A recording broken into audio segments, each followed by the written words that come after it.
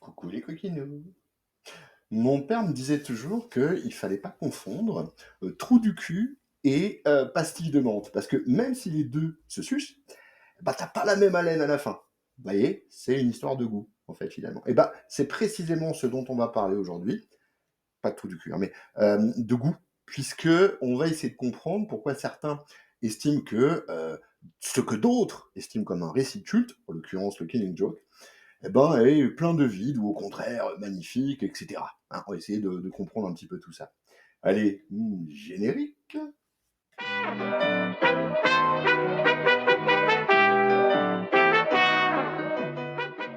Alors d'abord deux petits trucs. D'abord, je vais spoiler comme un goret, mais alors bien, hein, parce que sinon ça va être difficile de pouvoir argumenter dans un sens comme dans l'autre. Hein, va falloir abonder dans le sens de bah, qu'est-ce que c'est, comment c'est fait, qu'est-ce qu'on y raconte. Hein, bon. Ouais. Donc si vous n'avez pas encore lu, franchement, regardez pas trop cette vidéo parce que ça risque de vous niquer un peu le plaisir. Deuxième point, cette vidéo, elle est pas faite pour dire t'as tort ou t'as raison. On s'en bat les steaks, ça, hein, moi je m'en bats les couilles. Hein. Je suis pas dans le principe de l'élitiste de base à qui ça hérisse les poils des couilles quand il s'agit de parler de son objet culte. Je m'en fous dans l'absolu. Moi ça m'a plu, toi ça t'a pas plu ou inversement, peu importe, c'est pas grave en fait finalement. Hein. Après ouais, je sais qu'il y a des gens qui sont vachement arc-boutés là-dessus, qui sont dans le objet culte ne pas toucher.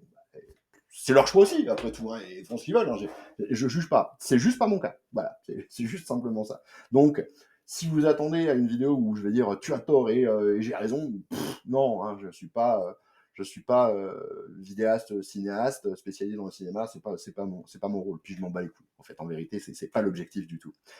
Le principe, c'est de fixer pourquoi pour certains c'est culte, peut-être pour d'autres pourquoi ça ne l'est pas. Alors ça peut être un peu plus difficile le deuxième exercice pour moi, parce que bah, concrètement, moi, je suis un vieux connard, hein, pas sans le savoir, et donc bah, moi, je l'ai eu assez jeune, ce Killing Joke, hein, fin des années 80, moi je tombe dessus, on appelait ça sourrier à l'époque, hein, en édition comics USA, c'était du sourrier. Et donc, bah ouais, pour moi, ça marquait un certain renouveau, en fait. Et c'est peut-être un petit peu la base du problème, en fait, pour le coup, pour ceux pour qui, bah, finalement, il y a peu de surprises. Hein, enfin, mais on en reparlera un peu après. Donc, tiens, allez, historique. À l'époque, DC Comics essaie de se fabriquer, volontairement, involontairement, je sais pas, mais il y a une ligne éditoriale qui consiste à noircir un petit peu le trait. C'est le début du grim and gritty, vous savez, ce courant qui noircit un petit peu les comics chez DC et qui fait dire à certains que, oulala, les comics d'ici sont beaucoup plus adultes parce que beaucoup plus sombres. Sombre connerie, mais c'est pas le propos du jour. Le fait est qu'à l'époque, on a, bah, y a deux auteurs qui vont carrément marquer, ils vont marquer le terrain, ils vont pisser dans tous les coins. Hein, c'est un marquage en règle. Bah, il y a évidemment Frank Miller avec son Dark Knight, c'est vrai. Hein, on fera une vidéo un jour là-dessus, histoire de voir un peu son Dark Knight, et même son Batman Year One, où il revoit un peu pas forcément l'origine story, mais il explique un petit peu, bah, comme son nom l'indique, hein, la première année de Batman, la première année de Bruce en Batman, et sa transition vers ce fameux Batman. Monumentesque, hein, un peu pour l'époque, j'entends. Et même là, j'ai déjà entendu des gens dire, ouais, c'est un peu... Je peux le comprendre, je peux le comprendre. Hein, c'est peut-être pas justement les mêmes attentes. Et puis, l'autre auteur, deux grands bonhommes, hein, les deux, hein, bah, Alan Moore, évidemment, qui déjà nous avait collé une tartine dans le pif avec son Watchmen, et là aussi, une tartine dans le pif, et pour peut-être des gens qui, à l'époque, découvraient ça comme un espèce de renouveau, comme une atteinte au comics aux comics que ils aimaient depuis longtemps. Moi, ça a été le cas pour moi. Oui. La première fois que j'ai lu Watchmen, évidemment, j'ai fait le parallèle avec l'univers d'ici, et puis la façon qu'Amour de déstructurer le super-héros en tant que tel, de j'allais dire le réinventer, on va peut-être pas aller jusque-là, mais en tout cas de faire en sorte d'avoir un nouveau regard, c'était du bienvenu à l'époque. Hein. Et peut-être qu'un lecteur actuel, qui le découvre un peu plus tard, avec le foisonnement qu'on a en ce moment, c'est peut-être un petit peu moins bienvenu. C'est possible aussi, hein, pour le coup. Hein. Et puis il y a le style, il y a la façon d'écrire. Et pour parler toujours d'Alan Moore, eh ben, le fameux, alors là, je l'ai en version Urban Nomad, j'aime bien, le fameux Killing Joke, qui, je vous l'assure, à l'époque, mettait une tartine dans la gueule à tout le monde. Vraiment. Hein, faut comprendre le principe. Là, je parle pour les vieux de la vieille, hein, les Shibani, qui sentent le moisi, hein, qui ont de la crème fraîche sur le zizi, tout ça, et ben ces gens-là, j'en fais partie, pour le coup, pour nous, c'était une révolution. Pour plein de raisons, au-delà même du titre en lui-même, hein, pour plein de raisons. Donc voilà, pour l'historique, on plante les choses. Hein. Je vais reprendre un des arguments qui est repris fréquemment sur les réseaux sociaux. C'est ah ouais, mais faut remettre ça dans le contexte. C'est vrai, c'est vrai, c'est vrai, c'est vrai. Faut remettre le truc dans le contexte. Maintenant, messieurs les vieillards, hein, messieurs les barbes blanches, justement, la question se pose est-ce qu'un récit qu'il faudrait remettre dans le contexte pour pouvoir l'apprécier, est-ce que c'est vraiment est-ce que c'est la marque des grands et bons récits? Vous voyez, c'est une question qu'on peut se poser. Hein. Alors certains vont me dire bien sûr, évidemment, d'autres pas forcément. C'est une histoire de goût, c'est une histoire de volonté, de ce qu'on veut aller chercher dans le bouquin, en fait, finalement. Hein. Je dis pas que Killing Joke est un mauvais récit parce que il faut avoir la volonté de le replacer là où il était dans son époque, hein, c'est-à-dire comme un objet assez novateur. Et je vais expliquer pourquoi il est un peu novateur, mais parce que l'effort que ça demande, peut-être que, enfin l'effort, on parle de loisirs, hein, mais la démarche que ça demande nécessiterait de revenir en arrière. Je sais pas si c'est la marque des bons récits, je suis pas sûr. Hein. Et pourtant, moi, je le considère vraiment comme excellent. Mais c'est quand même une question qu'on a le droit de se poser, pour le coup, hein, clairement. Hein. Alors pourquoi c'est novateur parce que faut aussi en parler un petit peu. Pourquoi ce récit est novateur Il est novateur en cela qu'il va placer. Ça a déjà été fait un petit peu avant, c'est vrai. Donc ça nique un peu mon argument du novateur. Mais il va placer Batman et le Joker sur une espèce d'ambivalence. C'est-à-dire qu'alors, on savait que l'un sans l'autre, c'est difficile d'exister, blablabla. Ok, très bien. Et on sait aussi que dans la série télé, ils ont fait du surf ensemble. C'est vous dire à quel point, hein, sexuellement parlant, ça devait se passer correctement entre eux. Mais, ceci étant dit, il y a un vrai placement de Batman en tant que cinglé. Je vous le rappelle, hein, je parlerai de l'aspect un peu artistique aussi, parce que Brian Bolland, Brian Bolland, quoi, Brian Bolland. Le principe, c'est que ça commence avec l'arrivée de Batman dans Arkham Asylum, enfin l'asile d'Arkham, pardon. Et en fait, en sous-titre, enfin, en texte, en sous-texte, on voit ces deux mecs dans un asile de fous. Vous voyez ces deux mecs dans un asile de fous. Donc Batman et le Joker, en fait, finalement, c'est deux mecs dans un asile de fous. Ça met en avant le principe que Batman est taré. Alors nous, on en doute peu, enfin moi j'en ai jamais rarement douté, mais à l'époque, il faut bien comprendre que Batman, c'était juste un justicier costumé, un vigilante, comme ça se fait. Détective, voilà, il y avait le côté un petit peu je me déguise en chauve-souris, mais bon ça va, c'est pas rien, voilà. Et là on te le met en taré quoi quand même. Et ça c'était novateur à l'époque, hein. C'était de se dire bah putain Batman, en fait ouais pour le gars qui se déguise en chauve-souris pour aller traquer la nuit parce que enfant il a subi un traumatisme, celui du meurtre de ses parents, eh ben il est taré, il est clairement taré. Donc finalement c'est pas l'histoire de c'est les deux revers d'une même pièce, non ça le met au même niveau ça le met au même niveau. Et en fait, la réflexion que fait Alan Moore sur tout ça, hein, si on prend l'intégralité du récit, c'est où se place la folie et à quel moment elle devient acceptable.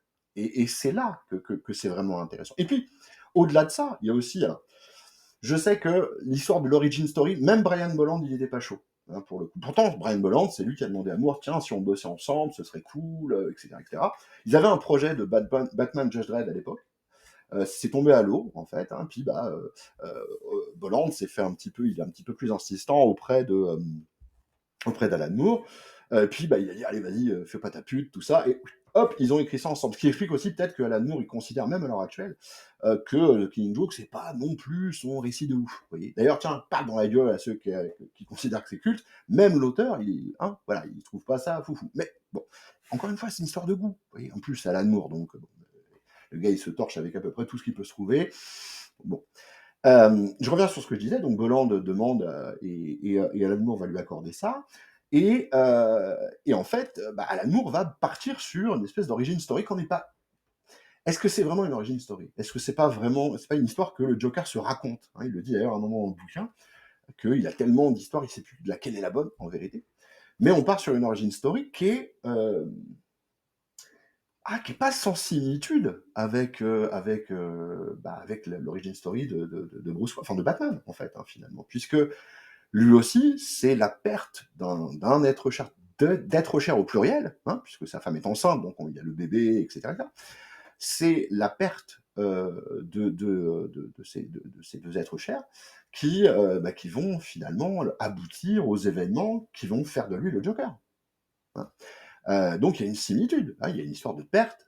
Pour l'un, il y a une volonté de justice slash vengeance. À titre personnel, j'ai toujours pensé que Batman était dans une pseudo-vendetta qu'il pourrait jamais d'ailleurs résoudre, hein, puisque le crime ne meurt pas. Mais concrètement, c'est un peu ça. Et le Joker, lui, bah ouais, lui, il est dans une autre optique, mais avec des similitudes à la base. Et c'est ça que moi on met en avant. Et c'est ça, pour une fois, qu'on met en avant dans le personnage, dans les rapports entre ces deux personnages, même s'il y avait déjà eu des choses qui avaient été creusées là-dessus, hein, très honnêtement. Mais lui, il le met clairement en place. Et il le dit. Et c'est ça, la phrase à retenir dans ce bouquin, c'est il suffit d'une mauvaise journée.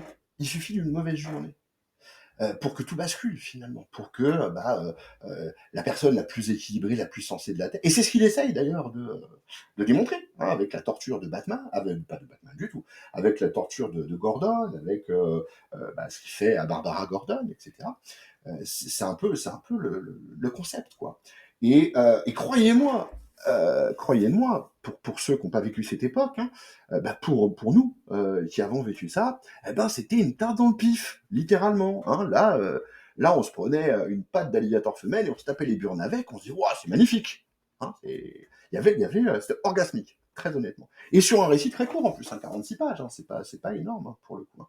Mais c'était tout à fait, j'allais dire novateur, peut-être pas aller jusque-là, mais tout à fait particulier. Et bon, et très très bon à lire. Hein. On se mettait dans un cadre où la folie était clairement représentée comme il fallait, et mis en parallèle avec celle de Batman. D'ailleurs, la fin ne se trompe pas. Hein.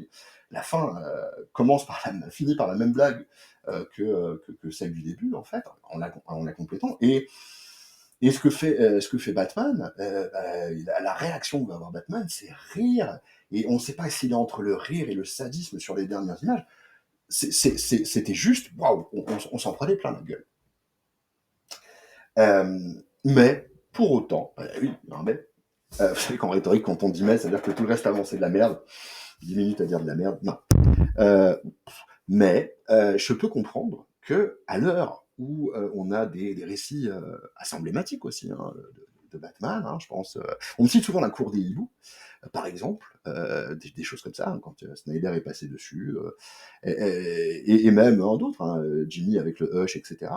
Ou même Long Halloween. Il y a certains, Long Halloween, je ne nie en aucun cas le caractère de chef-d'œuvre littéralement de ces œuvres-là, mais oui, à une époque où le public lecteur réclame certaines choses, peut-être que ce récit du Killing Joke ne convient pas, ne convient plus.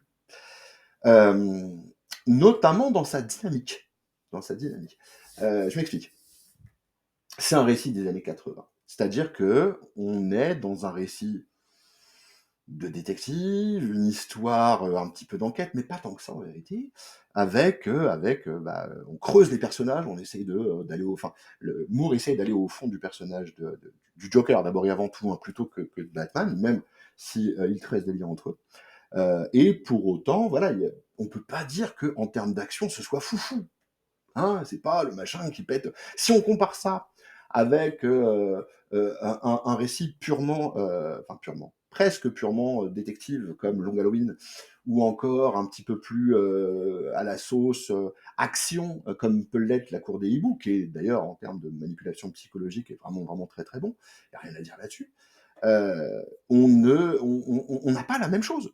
On n'a pas le même divertissement, j'ai envie de dire. C'est en ça aussi que c'est peut-être pas la même recherche. C'est-à-dire que, en fait, le problème, le truc, c'est que on a une génération, la mienne en l'occurrence, hein, les vieux connards, qui a encensé, et à juste titre, enfin parce que c'était ce qu'on ressentait d'abord et avant tout, hein, qui a encensé Killing Joke, et on a eu tout un tas de produits derrière, tout un tas de productions, pardon, plutôt que de produits. Oh, j'en perds les lunettes, t'as vu? Tout un tas de productions qui ont été faites, Et donc, nous-mêmes, anciens lecteurs, puis les lecteurs qui sont venus ensuite, jusqu'au même aux lecteurs les plus récents, ont été habitués à certaines dynamiques dans le récit, hein, j'entends, hein, un certain rythme, hein, et qui n'est pas celui du Killing Joke. Ça, c'est évident. Donc, quand on vend un truc culte, que le mec s'est dit, ouah, je vais voir un machin, ça va pétouiller de ouf, et qu'on commence à lire ça, ah ouais, c'est. Alors, est-ce que ça dénature l'œuvre d'origine? Non, non, c'est pas la question. Mais c'est pas l'attente de celui qui a une expérience autre que celle que nous, on avait dans les années 80, en gros. Vous voyez, c'est un peu. Enfin, j'ai un pote à moi qui m'a fait un parallèle qui était plutôt intelligent, je trouve. Ça m'étonne de lui, mais c'est plutôt intelligent. Il m'a dit euh, le Killing Joke, c'est montrer un film de guerre des années 50, je sais pas, prenons Paris Baltic ou le jour le plus long. Tu vois, tu prends le jour, tiens, voilà, tu prends le jour le plus long et tu compares ça à qui veut solder qui veut sauver le soldat Ryan. Je suis fatigué, je vous jure, je suis fatigué. Évidemment, entre les deux films, c'est pas la même dynamique, c'est pas la même façon de traiter l'action, c'est même pas le même message, tu vois. Donc c'est limite presque incomparable.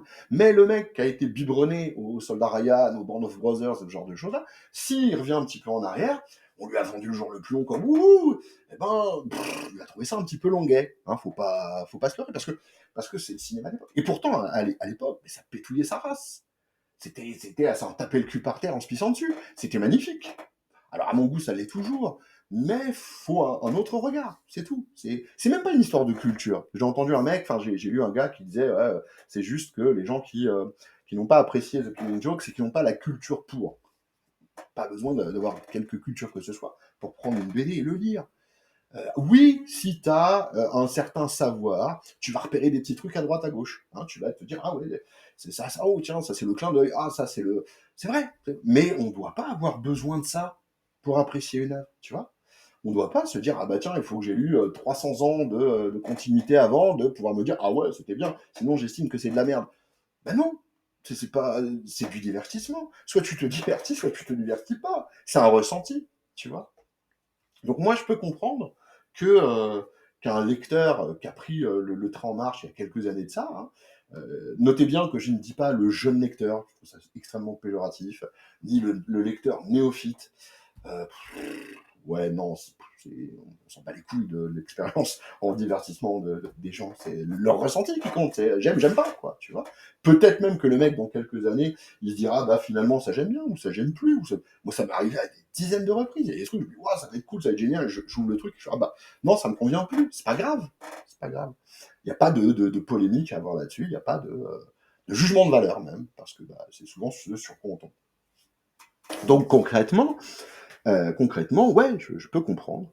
Je suis pas de cet avis parce que moi, ça me parle autrement. Mais je peux comprendre qu'une œuvre comme Killing Joke soit considérée par certains comme un peu décevante. C'est possible. C'est possible, c'est possible. Alors après, de là à dire que j'ai entendu aussi des mecs dire ah c'est nul, ça pue la merde. Bon, c'est une histoire de langage, c'est vrai. Mais de là à dire que c'est nul, qu'il n'y a rien dedans, tout ça, c'est un peu exagéré, hein, pour le coup.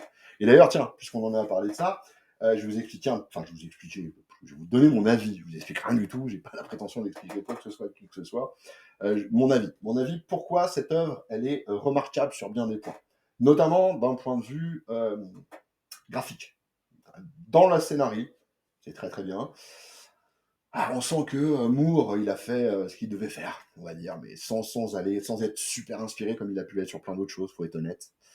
Mais en même temps, l'œuvre en elle-même, en termes, là je parle en termes d'art séquentiel, vraiment en termes de BD, ouais, c'est quand même fait de main de maître, quoi. Que ce soit par le choix de la narration graphique, hein, ou encore par rapport aux transitions qui sont faites.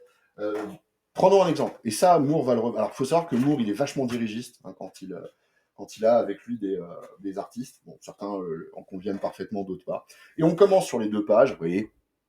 Alors, c'est encore flou. Ma caméra elle me casse les couilles. C'est le principe du gaufrier.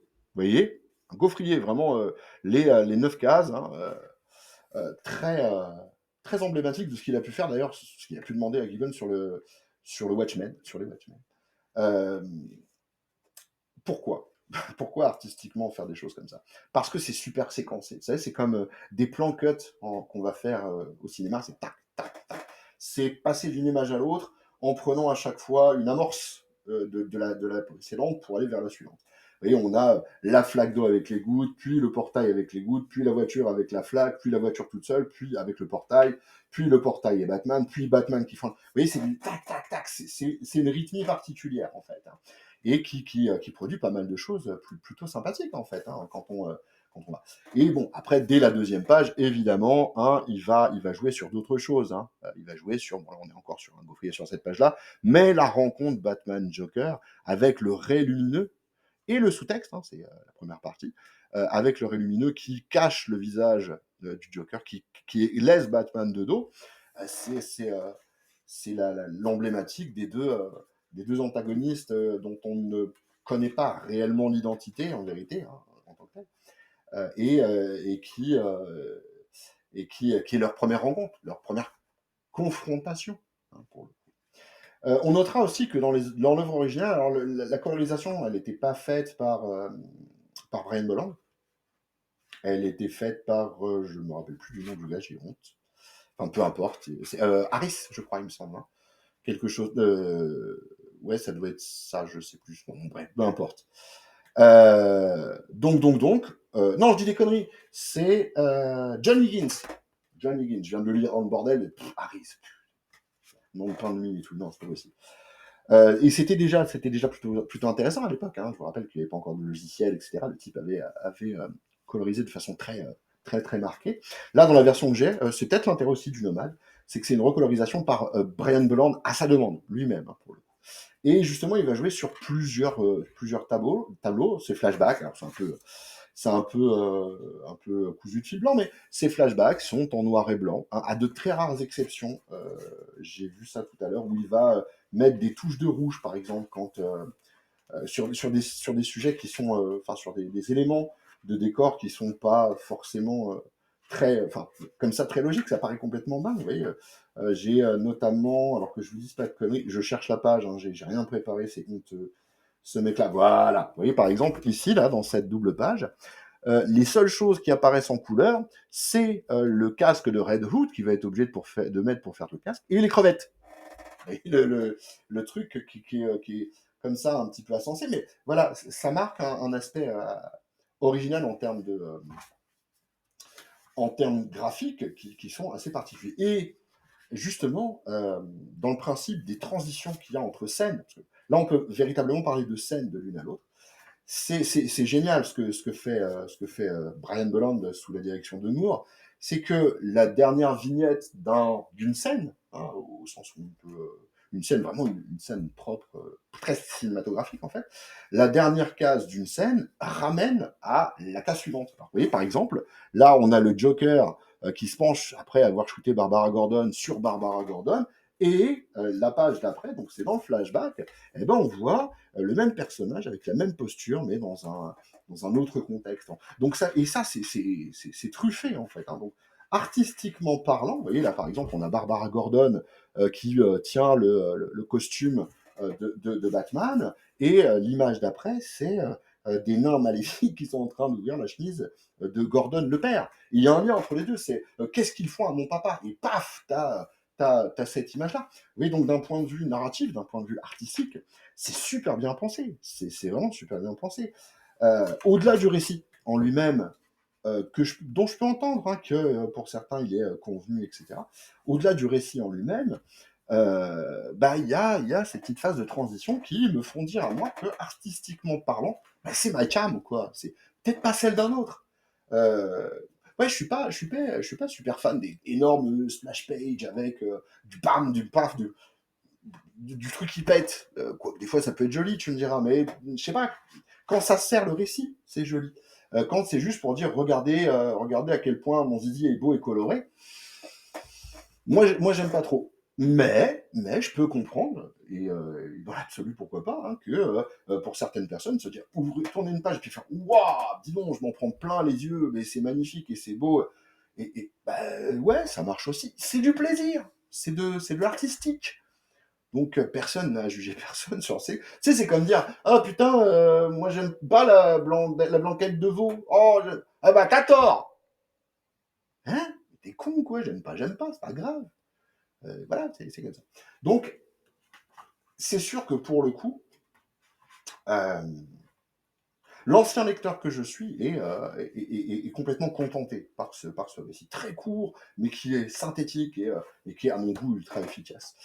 Autre reproche qu'on a pu faire, j'ai lu ça aussi, d'un gars qui disait ouais, c'est un peu emmerdant parce qu'en fait, on ne sait pas qu'est-ce que devient Gordon, on ne sait pas ce que devient ni Barbara ni Jim Gordon, on ne sait pas ce que fait à la fin euh, Batman par rapport au Joker, est-ce qu'il le tue, est-ce qu'il le tue pas, est-ce que ceci, est-ce que cela. Euh, alors, je peux comprendre que dans un récit de super-héros, on veuille les clés. On veuille les clés, mais, gardons à l'esprit quand même que ça, c'est pas valable pour tous les récits. Moore, il aime bien ça d'ailleurs, hein, laisser à son lecteur le concept de combler les trous par sa propre imagination. C'est un procédé imaginatif et artistique qui existe. Hein. Voilà, il y a une absence de quelque chose dans telle ou telle œuvre, que ce soit pictural, musical, ce que vous voulez. Eh ben, laissez votre imagination y mettre ce que vous voulez, interpréter. Hein, il y a des tonnes et des tonnes de trucs, notamment en SF. Hein, si vous regardez les Twilight Zone de Rod Sterling, souvent c'était ça. Il y avait un twist de fin qui résumait pas mal de choses, mais il y avait toujours des portes, alors soit des portes ouvertes, soit des portes fermées. Tu vois, c'est ça ce que font des auteurs comme Moore ou comme Rod Sterling, c'est de vous donner les clés et de vous dire, bah écoute mon pote, t'ouvres la porte ou pas, tu te démerdes, hein, c'est à toi de voir. Ça laisse l'imagination aller au-delà de ça. C'est un procédé.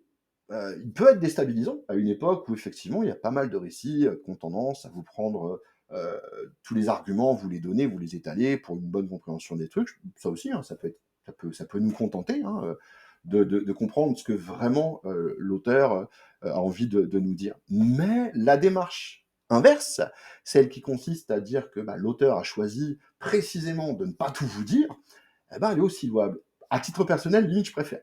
Je préfère laisser de la place à l'imagination, me dire, bah tiens, qu'est-ce qu'il a voulu me dire là? Qu'est-ce que c'est que ça? Pourquoi il fait ça? Pourquoi le Batman, il a l'air de l'étrangler, il est en train de rire? Je parle du Killing Joke, hein. Il est en train de rire, et puis finalement, non, ça rigole pas, et puis, est-ce que. On sait pas. On sait pas, on sait pas. Parce que Batman commence à un moment quand même à lui dire, un de ces quatre, soit je vais vous tuer, soit vous allez me tuer. Enfin, soit tu vas me tuer, soit je vais te tuer. Et je voulais en parler d'abord avec toi une dernière fois et nous donner cette chance. Est-ce que justement la chance allait pas passer? Tu vois, avec la dernière blague là, est-ce que la chance allait pas passer? Est-ce que Batman a décidé de le tuer ou pas? Est-ce que c'était ça ce que Moore voulait que le lecteur se fasse son truc à lui, hein. Alors après, étant donné que Barbara Gordon devient Oracle parce qu'elle est en fauteuil roulant, c'est-à-dire qu'on a intégré le Killing Joke à la continuité. Bon, et d'ailleurs, soit dit en passant, Moore, il n'était pas trop d'accord pour ça. Hein. Et pour lui, c'était un récit un peu à part et l'intégrer dans la continuité d'ici, c'était pas l'objet, c'était même pas l'objectif de base en vérité. Hein. C'était quelque chose d'autre. Et donc bon, mais après, il est en colère pour tout ce mec-là, donc bon, un gueulard, c'est ce que je te dis. Toujours est-il que, ouais, c'est un choix scénaristique que de se dire, je vous laisse combler les trous. C'est pas de la fainéantise, hein, c'est pas du, on fait le boulot pour lui. Non, c'est pas ça l'objectif. C'est un process de narration qui laisse à chacun la possibilité d'envisager ce qu'il a envie d'envisager. Et ça, pour le coup, moi, je trouve ça très très fort, très très bon. Et justement, ça correspond plus à un principe de graphic novel, j'aime pas le terme, mais c'est comme ça, plutôt qu'à des issues, en fait, où on doit effectivement expliquer un petit peu tous les événements, donner les clés. C'était même pas le même process d'écriture. Donc je peux comprendre après que ce soit, pour certains chiants, ils aiment pas ça, tout simplement, parce que voilà, ils aiment bien qu'on leur raconte des histoires et que on ait toutes les histoires tous les éléments composant l'histoire en fin de compte. Et puis je comprends aussi, et ça c'est mon cas, c'est le cas de Bibi, que on puisse se dire ouais, laissez-moi un petit peu la place à moi le lecteur d'envisager certaines choses. Les deux attitudes se valent. Vous voyez ce que je veux dire? euh, Pourquoi il est culte, ce truc-là? Pourquoi certains l'estiment comme culte? Encore une fois, je le dis, c'est dans l'esprit de certains lecteurs, anciens, récents, il y a une forme de découverte, il y a une forme de nouveaux procédés artistiques, narratifs, Et pour le coup, ouais, ça peut lui donner le statut d'un récit qui est vraiment très bon. Après, il y a aussi les gens qui disent: «Ah, mais c'est parce que c'est dû à Alan Moore, c'est que» Alan Moore, c'est certainement un de mes peut-être l'auteur que je préfère d'assez loin. Lui, Ennis, Ellis, ces gens-là, c'est vraiment des gens que j'aime beaucoup. Mais pas au point de dire, «Ah, c'est de l'humour, donc c'est du bon». Ouais, c'est de la merde. Et puis de l'autre côté, il faut aussi, pour ceux qui estiment que c'est pas un culte, il faut aussi garder à l'esprit que ce qui est bon pour les uns ne l'est pas pour les autres. Je veux dire par là que tu as le droit d'avoir tes goûts, évidemment que tu as le droit d'avoir tes goûts, quoi. Mais attention, attention quand tu vas balancer un propos, à pas être un petit peu à côté en disant ah ouais finalement il y a rien, c'est creux, c'est pourri. Et les deux attitudes sont pas bonnes. Voilà, c'est du en même temps. Oui, monsieur Macron, c'est du en même temps. Voilà, je vous ai simplement donné mon avis, j'espère que ça vous aura pas trop fait chier. Sur ce, merci de m'avoir regardé. Putain, le logiciel qui banane au moment des bisous. Et ben je vous le fais quand même. Bisous, bisous, allez bisous.